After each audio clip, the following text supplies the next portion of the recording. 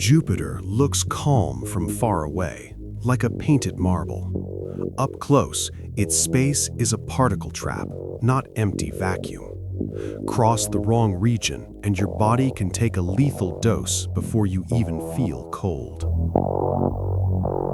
Most people think space kills you with silence, lack of air, or freezing. Near Jupiter, those are not first in line. The first threat is radiation, trapped and accelerated by the largest magnetosphere of any planet. In this tape, we will follow a simple question. If a human could approach Jupiter the way a probe does, what kills them first and why? We will map the danger the way engineers do, where it spikes, how fast it accumulates, and what protection really means. Because around Jupiter, the hazard is invisible, constant, and brutally physical. Imagine you are on a fast approach. Jupiter is growing in the window, brighter every hour. Your instruments start clicking more often, not from micrometeoroids, from charged particles hitting detectors like steady rain. You are still far out, but the environment is already changing. That is because Jupiter's magnetic field dominates an enormous volume of space. It captures electrons and ions, then forces them to spiral along magnetic field lines. Those particles do not just sit there. They get energized again and again until some approach near light speed. This is not a vague radiation zone. It is a set of radiation belts, like Earth's Van Allen belts, but far more intense and expansive. And Jupiter has a powerful supply line. Io, the volcanic moon, constantly feeds gas into Jupiter's magnetosphere. That material becomes ionized plasma. Then Jupiter's fast rotation and strong magnetic field accelerated. The result is a region that mission planners treat like a grinder. Here is the detail that changes everything. Radiation is not only about distance from the planet, it is about where you are relative to the belts. Some orbits skim past them, other paths cut straight through the worst zones. NASA described the harshest region as being within about 300,000 kilometers of Jupiter. That number is not a trivia fact. It is a warning boundary, built from what spacecraft actually measured. Even hardware designed for Jupiter degrades there.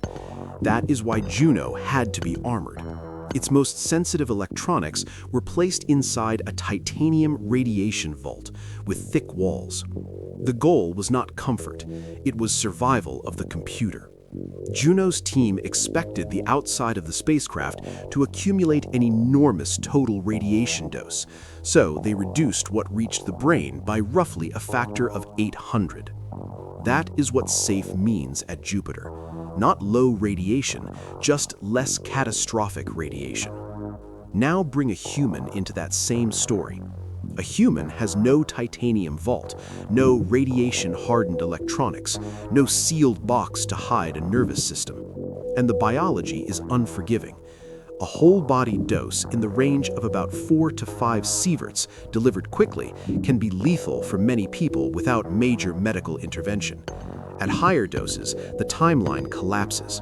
The bone marrow fails, the gut lining breaks down. In extreme cases, the nervous system is hit, and the body can fail fast. That is what makes Jupiter different from most space danger talk. You do not get a slow decline, you get a dose counter that never stops climbing. There's another twist engineers worry about. Shielding is complicated. High-energy particles can penetrate, scatter, and create secondary radiation inside materials. Some shielding helps, some can make local dose patterns worse. This is why agencies build models and vaults, not just thicker walls. For a human, any practical suit would be heavy and incomplete, and you'd still need to avoid the worst regions, because the belts are not a single ring, they're layered, structured, and alive with dynamics. Now, picture the moment you cross into the inner belts. The particle rate jumps. It is no longer a background, it is a storm you cannot see. Electrons strike the suit. They penetrate seams. They scatter through the helmet. They hit the skin, then deeper tissue. The dose climbs minute by minute. Cells in the gut get shredded first. Bone marrow starts losing the ability to replace blood cells. The immune system begins to collapse. You might not feel pain from radiation at the start. That is part of the trap. Early symptoms can look like ordinary sickness, nausea, weakness, confusion, but the damage is already written into the tissue. If exposure continues, it becomes irreversible. Even if you turn around, the dose is already inside you. You are not fighting a wound you can bandage. You are fighting the failure of systems your body needs to regenerate. So, what kills you first near Jupiter? Not the cold, not the lack of oxygen, not the pressure. Radiation does.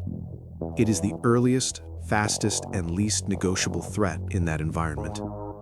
That is why spacecraft designers talk about vaults, shielding, and exposure budgets as if they are life support.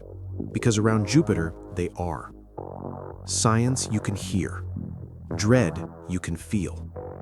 If the planet can age a probe's electronics, what does it do to living tissue? Jupiter is not just a giant ball of gas.